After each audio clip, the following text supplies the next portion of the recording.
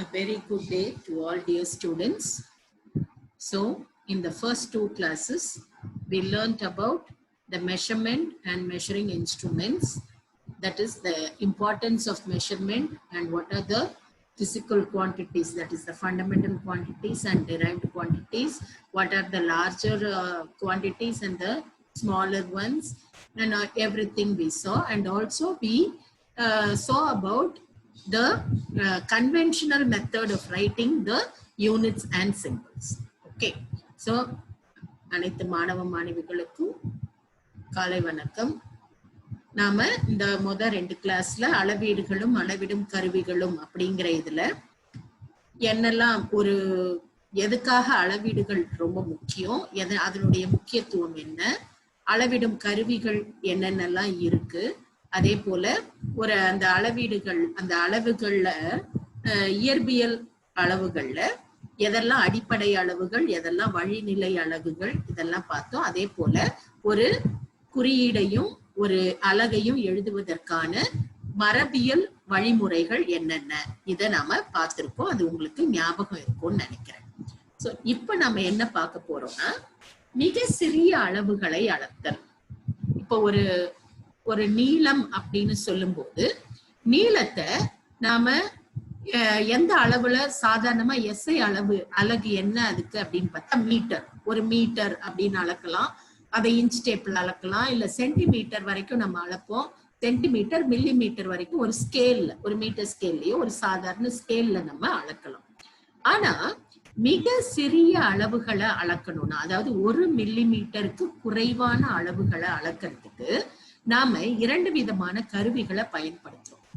ஏன் இந்த மிக சிறிய அளவுகளை நம்ம அளக்கணுமா அப்படின்னு பார்த்தோம்னா, இப்ப ஒரு சின்ன காதோட திருகாணியா இருக்கலாம், ஒரு கம்மலோட திருகாணியா இருக்கலாம், இல்ல ஒரு பைப்போட ஸ்க்ரூவா இருக்கலாம். எதா இருந்தாலும் அதுல மிக சிறிய அளவுகள், எப்பவுமே நமக்கு துல்லியமான அளவுகள் தெரியணும் அப்படின்னா மிக சிறிய அளவுகளை அளக்க நாம 2 கருவிகளை இயற்பியல்ல பயன்படுத்துறோம்.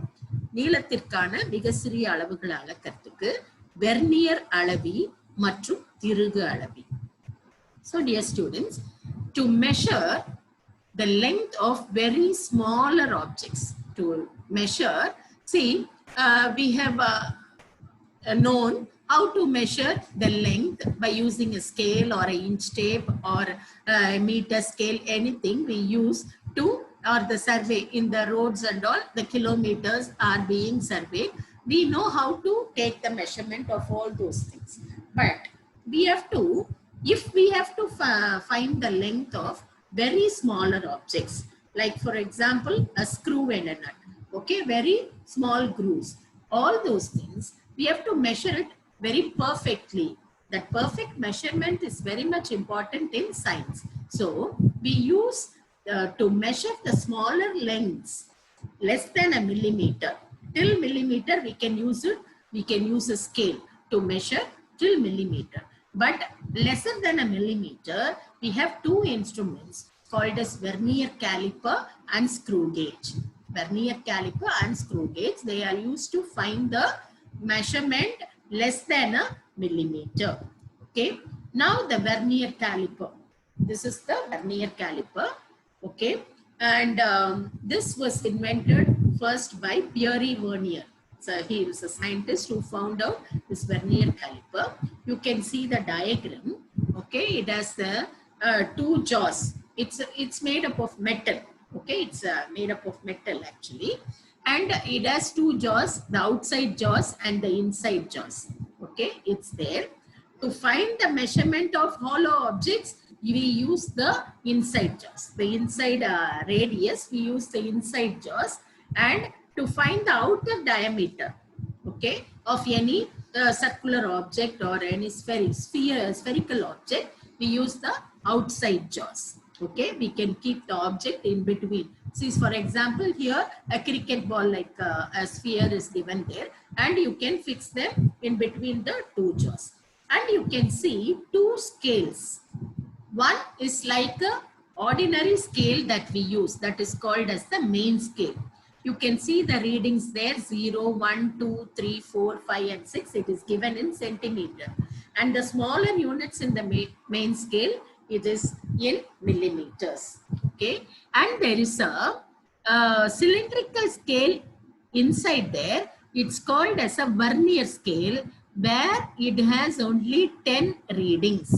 It has only 10 readings. That is 9 millimeters is divided into 10 divisions. 9 millimeters of the main scale is divided into 10 parts. That is the vernier scale. That is called as the vernier scale. Okay, so this is the description of the vernier calipers. Now, பாருங்க, இதுதான் ஒரு vernier அளவியோட படம். இந்த vernier அளவில நாம ஏதாவது ஒரு கோள வடிவத்தில் இருக்கிற பொருளோட விட்டத்தை அளக்கலாம். சப்போஸ் அந்த ஒரு பொருள் வந்து இப்ப ஒரு பாட்டிலோட மூடி இருக்கு, அதோட உள்ள இருக்கிற பாகத்தோட உள்ள இருக்கிற அளவு அந்த வட்டத்தை அளக்கணும் அப்படின்னா, உள்ள இருக்கிற அளவை விட்டத்தை அளக்கணும் அப்படின்னா நாம இந்த மேல் நோக்கிய தாடைகளை பயன்படுத்தலாம். இது முழுவதுமே ஒரு உலோகத்தால் செய்யப்பட்ட ஒரு அளவியா இருக்கும். மேல் நோக்கிய தாடைகள்ல உள்ளீடற்ற உருளைகளை நாம அளக்க பயன்படுத்தலாம். கீழ் நோக்கிய தாடைகள்ல இப்ப இங்க இருக்கிற மாதிரி ஒரு பந்தினுடைய நம்ம விட்டத்தை அளக்கணும்னா அந்த கீழ் நோக்கிய தாடைகள்ல ரெண்டத்துலயும் அதை பொருத்திக்கலாம். ஓகேயா, இது ரெண்டு தான் தாடைகள் இருக்கு. இதுல 2 அளவுகோல்கள் இருக்கு. ஒரு முதன்மை அளவுகோல் அப்படின்னு கொடுத்திருக்காங்க. அது வந்து என்னன்னா, நம்ம சாதாரணமா யூஸ் பண்ற அளவுகோல் மாதிரி தான், நம்ம சாதாரணமா யூஸ் பண்ற ஸ்கேல் மாதிரி தான். அதுல அளவுகள் பாத்தீங்கன்னா 0, 1, 2, 3, 4, 5, 6ன்னு கொடுத்திருக்காங்க. அது பாத்தீங்கன்னா சென்டிமீட்டர் அளவுகள். அது உள்ள இருக்கிற ஒவ்வொரு சின்ன அளவும் என்னன்னா மில்லிமீட்டர் அளவுகள். அது உங்களுக்கு ஒரு ஸ்கேல் மாதிரி தான் இருக்கும். இங்க நடுவுல பாத்தீங்கன்னா இந்த 2, 3க்கு நடுவுல கீழே கொஞ்சம் ஒரு 10 அளவுகள் கொடுத்திருக்காங்க. அததான் நம்ம வெர்னியர் அளவுகோல்னு சொல்றோம். சோ மேல இருக்கிறது முதன்மை அளவுகோல், அந்த கீழே இருக்கிறது வெர்னியர் அளவுகோல். அதுல மொத்தம் 10 அளவுகள் இருக்கு. அந்த 10 அளவுகள் எப்படி கொடுக்கப்பட்டிருக்கு அப்படின்னா, 9 மில்லிமீட்டரை 10 பிரிவா பிரிச்சிருக்காங்க. 9 மில்லிமீட்டர் 10 பிரிவுகளாக பிரிக்கப்பட்டிருக்கு. அதுதான் வெர்னியர் அளவுகோல். சோ ஒரு வெர்னியர் அளவுல என்னெல்லாம் இருக்கும்? மேல் நோக்கிய தாடைகள், கீழ் நோக்கிய தாடைகள், 2 அளவுகோல்கள். ஒன்னு முதன்மை அளவுகோல், மற்றொன்று வெர்னியர் அளவுகோல். Now we have to find the least count for every measuring object, measuring instrument. It has a least count. For example, our watch, it can measure the least time it can measure is 1 second.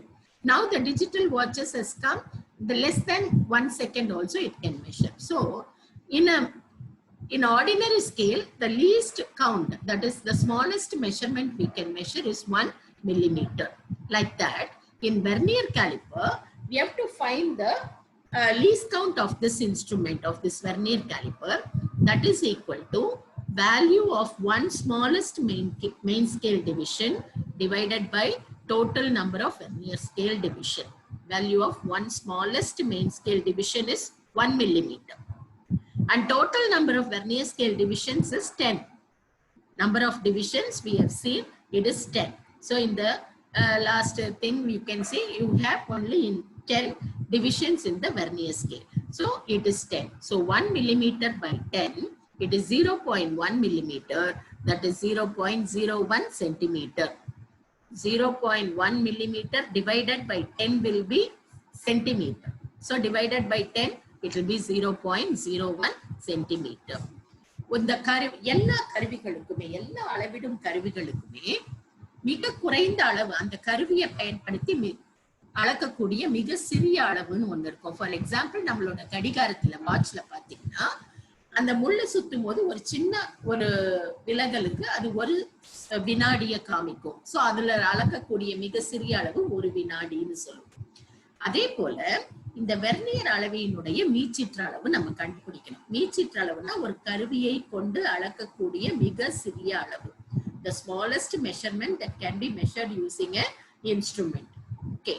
So இந்த கருவியோட மீச்சிற்ற அளவுக்கு என்ன formula அப்படின்னு பார்த்தோம்னா, முதன்மை கோலினுடைய ஒரு மிக சிறிய பிரிவின் மதிப்பு பை வெர்னியர் கோலின் மொத்த பிரிவுகளின் எண்ணிக்கை. அந்த முதன்மை கோல் நான் படத்துல காமிச்ச மாதிரி ஒரு சாதாரண ஸ்கேல் மாதிரி இருக்கும். அதோட மிக சிறிய அளவு என்ன? 1 மில்லிமீட்டர். மேல 1 மில்லிமீட்டர் டிவைடட் பை வெர்னியர் அளவி அந்த கீழே இருக்கிறதுல மொத்தம் 10 பிரிவு இருக்குன்னு சொன்னேன். ஸோ டிவைடட் பை 10, மொத்த பிரிவுகள் 10. 1 மில்லிமீட்டர் பை 10 அது 0.1 மில்லிமீட்டர். 0.1 மில்லிமீட்டர். சென்டிமீட்டர்ல வேணும்னா இதை 10ஆல வகுக்கணும். அப்ப 0.01 சென்டிமீட்டரா இருக்கும். இப்ப நம்ம இதுல இந்த கருவியை வச்சு அளக்கிறதுக்கு முன்னாடி, suppose if we want to measure the radius or the diameter of an object using this vernier caliper, first we have to know the least count. Then what we have to see whether it has any zero error.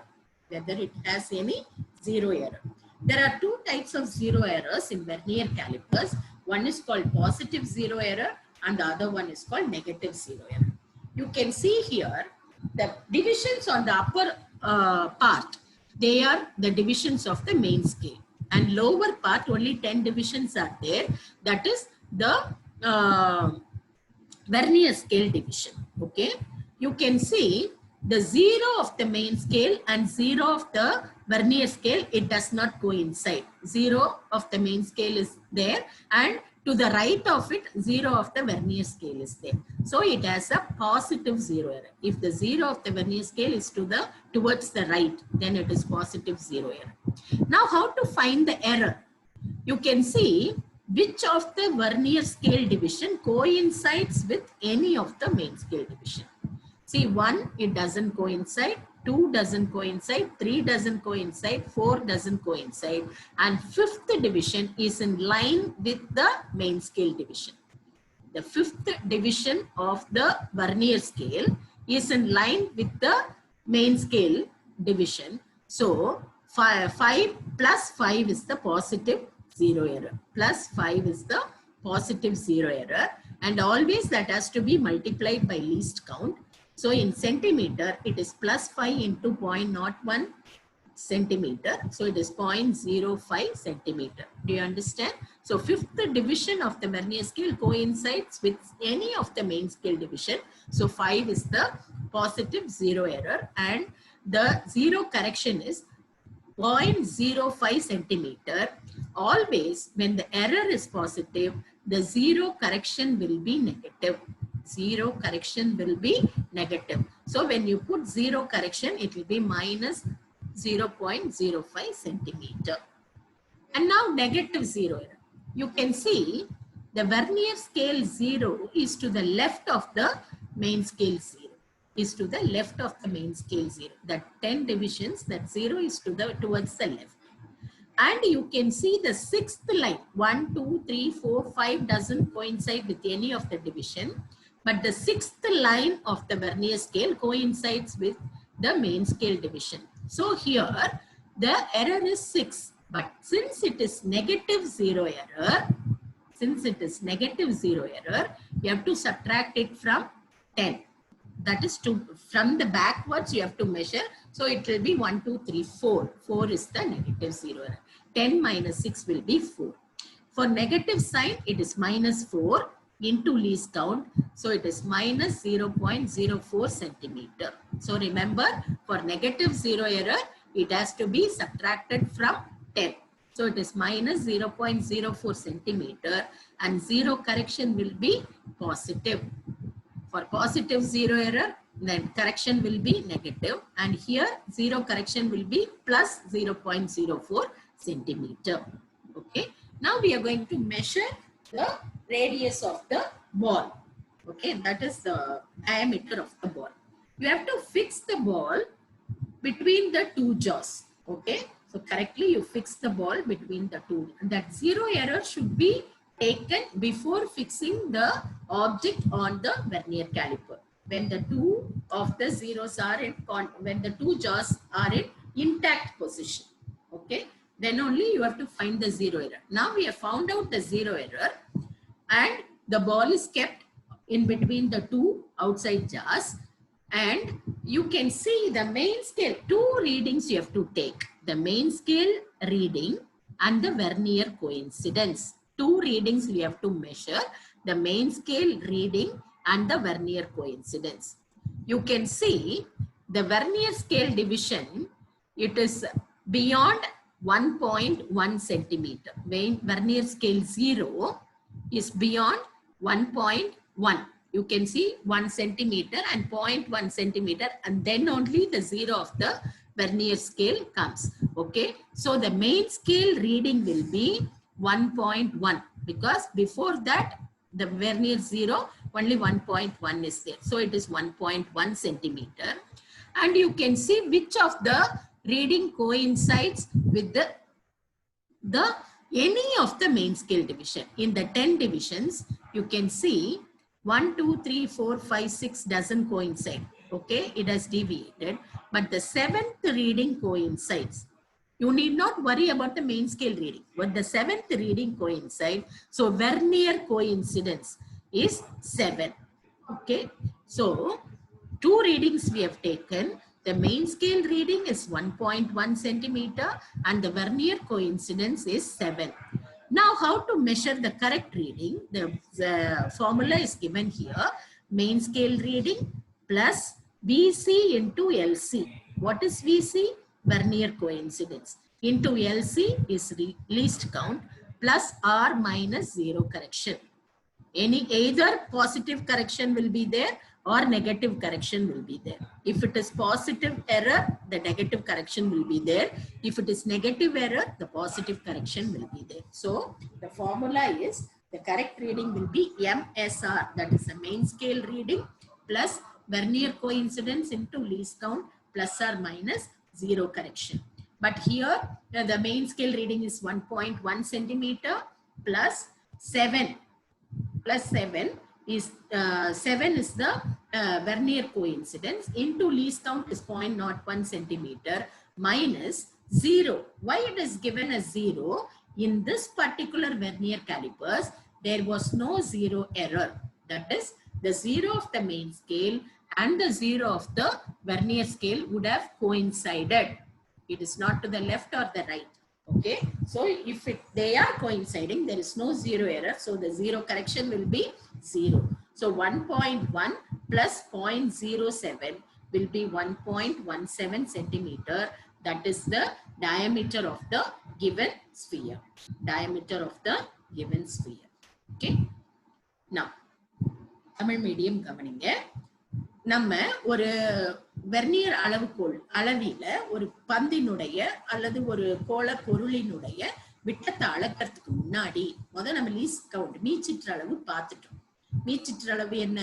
0.01 centimetre அல்லது 0.1 millimetre அப்படின்னு நம்ம பார்த்துட்டோம். அந்த ஒரு அளவை எடுக்கிறதுக்கு முன்னாடி அந்த 2 தாடைகளுக்கு நடுவுல ஒரு பொருளை வைக்கிறதுக்கு முன்னாடி அந்த 2 தாடையும் ஒன்னா வச்சு அதுல சுழிப்பிழை இருக்கான்னு பார்க்கணும். சப்போஸ் அந்த வெர்னியர் அளவியினுடைய 0வும் முதன்மை கோலினுடைய 0வும் ஒன்னோட ஒண்ணு பொருந்துச்சுன்னா, ஒரே நேர்கோட்டுல இருந்துச்சுன்னா சுழிப்பிழை இல்லை. ஆனா இந்த படத்துல பாருங்க, வெர்னியர் அளவுகோலோட 0 முதன்மை அளவுகோல், மேல இருக்கிற அளவுகோல் முதன்மை அளவுகோல், கீழே இருக்கிற அளவுகோல் வெர்னியர் அளவுகோல். சோ அந்த வெர்னியர் அளவுகோலோட 0 முதன்மை அளவுகோலோட 0க்கு வலது பக்கத்துல இருக்கு. அப்படி வலது பக்கத்துல இருந்தா நேர் சுழி பிழை இருக்குன்னு அர்த்தம். வலது பக்கத்து வெர்னியர் அளவோட 0 பூஜ்ஜியமானது முதன்மை அளவுகோலோட 0க்கு வலது பக்கத்துல இருந்தா அங்க நேர் சுழி பிழை இருக்குன்னு அர்த்தம். அந்த நேர் சுழி பிழை எவ்வளவு இருக்குன்னு கண்டுபிடிக்கிறதுக்கு கீழே இருக்கிற வெர்னியர் அளவுகோலை மட்டும் பாருங்க. 1வது இது எதாவது பொருந்தி இருக்கா? இல்ல. 2வது பொருந்தல, 3வது பொருந்தல, 4வது பொருந்தல, 5வது பிரிவு முதன்மை அளவுகோலோட எந்த பிரிவோட வேணா சேரலாம், ஆனா ஒரே நேர்கோட்டுல இருக்கும். அப்ப +5 அப்படிங்கிறது தான் என்னது? இந்த இதுல நேர் சுழி பிழை. அத மீச்சிற்றளவு LC அப்படின்னா லீஸ்ட் கவுண்ட், அதாவது மீச்சிற்றளவால பெருக்கணும். இங்க மீச்சிற்றளவு என்னன்னா 0.01 centimetre. So +5 into 0.01 centimetre is equal to 0.05 centimetre. இது நேர் சுழிப்பிழை. இந்த சுழிப்பிழையை திருத்தணும்னா, பிழை திருத்தம் செய்யணும்னா, நேர் சுழிப்பிழையா இருந்தா திருத்தம் மைனஸா -0.05 சென்டிமீட்டர் திருத்தம். சுழிப்பிழை பிளஸ்ஸா இருந்தா திருத்தம் மைனஸா இருக்கும். இதே எதிர் சுழிப்பிழைனா பாருங்க, வெர்னியர் அளவு, அதாவது கீழே இருக்கிற 10 பிரிவுகளோட 0 மேல இருக்கிற முதன்மை அளவுகோலோட 0க்கு இடது பக்கத்துல இருக்கு. இடது பக்கத்துல இருந்தா அப்ப எதிர் சுழிப்பிழை இருக்குன்னு அர்த்தம். எவ்வளவு எதிர் சுழிப்பிழை இருக்கு? அதே மாதிரிதான் அந்த கீழே இருக்க 10 அளவுகளை பார்க்கணும். எந்த பிரிவு ஏதாவது ஒரு பிரிவோட பொருந்தி இருக்குன்னு பாரு. 1ல இருந்து 5 வரைக்கும் பொருந்தல. 6வது கோடு மேல இருக்கிற கோடோட பொருந்தி இருக்கு. அப்ப 6 என்பதுதான் எதிர் சுழிப்பிழை. ஆனா இங்க 4ன்னு போட்டிருக்காங்களே, அப்ப தப்பா போட்டுட்டாங்களா? Printing mistake? ஆனா இல்ல. எதிர் சுழிப்பிழையா இருந்தா 10ல இருந்து மைனஸ் பண்ணணும். 10ல இருந்து மைனஸ் பண்ணணும். அப்ப 10ல இருந்து 6 கழிச்சுட்டா 4. சோ -4. அத மீச்சிற்றளவால பெருக்குனா -0.04 சென்டிமீட்டர். அப்ப அங்க மட்டும் நேர் சுழி பிழையா இருந்தா பிழை திருத்தம் மைனஸ்னு சொன்னீங்களே, இங்க எதிர் சுழி பிழையா இருந்தா பிழை திருத்தம் பிளஸ்ஸா இருக்கும். பிழை திருத்தம் பிளஸ் 0.04 இருக்கும். சோ ஒரு வெர்னியர் அளவு எடுத்த உடனே முதல்ல அதுல சுழிப்பிழை இருக்கான்னு பார்த்துக்கணும், மீச்சிற்றளவு என்னன்னு பார்த்துக்கணும். இப்ப இந்த கோள வடிவ பந்தினுடைய விட்டத்தை கணக்கிட போறோம். சுழிப்பிழை இருக்கா இல்லையான்னு பார்த்த பிறகு இந்த 2 தாடைகளையும் ஒன்றல நீக்கி அதுக்கு நடுவுல எந்த பொருளோட விட்டத்தை நம்ம கணக்கிடுறோமோ அதை உள்ள வைக்கணும். அந்த 2 தாடையில பொருத்திட்டு அதை பிக்ஸ் பண்ண பிறகு 2 அளவுகள் நம்ம எடுக்க போறோம். ஒண்ணு முதன்மை கோல் அளவு, அதுதான் MSR அப்படின்ற முதன்மை கோல் அளவீடு. அடுத்தது வெர்னியர் ஒன்றிப்பு, VC எனப்படுகின்ற வெர்னியர் ஒன்றிப்பு. இது 2 எடுக்க போறோம். இதுல பாத்தீங்கன்னா இது மேல இருக்கிற அந்த முதன்மை அளவுகோல் 0ல இருந்து 10 கொடுத்திருக்காங்களே, என்ன அப்படின்னு பார்த்தா அது 10 மில்லிமீட்டர், அதாவது 1 சென்டிமீட்டர். புரியுதா? அது என்னது? 10 மில்லிமீட்டர், அதாவது 1 சென்டிமீட்டர். இப்போ முதன்மை கோள் அளவீடுக்கு என்ன பண்ணணும்னா, கீழே இருக்கிற அளவுகோலை பாரு, அதோட 0வை பாரு. அந்த வெர்னியர் அளவியோட 0க்கு முன்னாடி என்ன மதிப்பு இருக்கு? 10 இருக்கு. அடுத்து 11வது பிரிவு, மில்லிமீட்டர்ல 11வது பிரிவு. இதே சென்டிமீட்டர்ல சொன்னோம்னா 1.1 இருக்கும். 1.1 இருக்கும். ஆனா இங்க மில்லிமீட்டர்ல கொடுத்திருக்காங்க, அதனால 11. அதுதான் முதன்மை கோளோட அளவீடு MSR. வெர்னியர் ஒன்றிப்பு எது ஒன்றிச்சிருக்குன்னு பாருங்க. 7வது பிரிவு தான் ஒன்றோட ஒன்று பொருந்தி இருக்கு. 1, 2, 3, 4 கொஞ்சம் கொஞ்சம் தள்ளி இருக்கு. எது முதன்மை கோளோட ஏதாவது ஒரு பிரிவோட ஒன்றிச்சிருக்கு, ஒரே நேர்கோட்டுல இருக்குன்னு பார்த்தா 7வது பிரிவு. சோ VC வெர்னியர் ஒன்றிப்பு 7. அந்த 2ஐயும் கணக்கிட்டுட்டோம்னா நம்ம ஈஸியா கோளத்தோட விட்டத்தை அளவிடலாம். ஃபார்முலா இங்க இருக்கு பாருங்க. முதன்மை கோள் அளவீடு பிளஸ் வெர்னியர் ஒன்றிப்பு இன்டு மீச்சிற்றளவு, அது 2ம் பிராக்கெட் குள்ள. வெர்னியர் ஒன்றிப்புனாலே அதை மீச்சிற்றளவால பெருக்கணும். பிளஸ் அல்லது மைனஸ் சுழிப்பிழை. இங்க பிளஸ் அல்லது மைனஸ்னு கொடுக்கல, மைனஸ்னு கொடுத்திருக்காங்க. பிளஸ்ஸாவும் இருக்கலாம், மைனஸாவும் இருக்கலாம். பிளஸ் அல்லது மைனஸ் சுழிப்பிழை. இதை எப்படி கணக்கிடுறாங்கன்னா, வெர்னியர் கோளோட அளவீடு 11 மில்லிமீட்டர், வெர்னியர் ஒன்றிப்பு 7, மீச்சிற்றளவு மில்லிமீட்டர்ல 0.1 மில்லிமீட்டர். அப்போ 11 பிளஸ், அதாவது MSR முதன்மை கோள் அளவீடு 11 பிளஸ் VC 7 இன்டு மீச்சிற்றளவு 0.1 மைனஸ் 0ன்னு கொடுத்திருக்காங்களே, அது என்னன்னா இந்த வெர்னியர் அளவுக்குள்ள சுழிப்பிழை இல்லை. அதாவது அந்த பொருளை வைக்கிறதுக்கு முன்னாடி 2ஐயும் ஒரே கோட்ல வச்சு, ஒரே 2 தாடைகளும் ஒன்றோட ஒன்று பொருந்தி இருக்குமாறு வைக்கும் போது வெர்னியர் கோளோட 0 முதன்மை கோளோட 0த்தோட ஒரே நேர்கோட்டுல இருந்திருக்கும். அதனால சுழிப்பிழை இல்லை, அதனால 0ன்னு கொடுத்திருக்காங்க. So 11 plus 0.7 11.7 millimetre. So 0.7 millimetre அதையும் நம்மளால இந்த இதுல அளக்க முடியும். சோ ஸ்டூடெண்ட்ஸ் மீன்ஸ் ஒரு மில்லிமீட்டரை விட குறைவான அளவை அளக்கிறதுக்கு நம்ம ஒரு சாதாரண ஸ்கேலா இருந்தா 11.7 சென்டிமீட்டர்னு சொல்லுவோம். அப்ப 11.7 சென்டிமீட்டர் 11 சென்டிமீட்டர் 7 மில்லிமீட்டர். ஆனா இங்க 11.7 மில்லிமீட்டர் அளக்க முடியும். 11 மில்லிமீட்டர் 0.7 மில்லிமீட்டர் கூட நம்மளால அளக்க முடியுது. மிக சிறிய அளவுகளை அளக்கலாம். So students, less than a millimeter, 0.7 also we can measure using this vernier caliper, less than a millimeter. Okay, so to measure small lengths, you can use this vernier caliper. Nowadays, we are not using all these things. Nowadays, we have digital vernier caliper. Everything is easier now because of technology. So when you keep the object in the center, it shows the reading. We need not measure the MSR, VC and everything. So the digital vernier calipers are now. So இப்பெல்லாம் எண்ணிலக்க vernier அளவி வந்துருச்சு. Digital அப்படிங்கறத எண்ணிலக்கம்னு சொல்றோம்.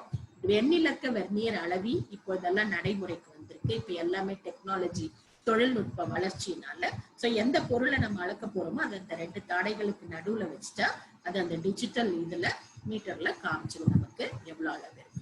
புரிஞ்சுதா? So vernier காலிப்பரை பத்தி நல்லா புரிஞ்சிருக்கும்னு நினைக்கிறேன். Okay, thank you.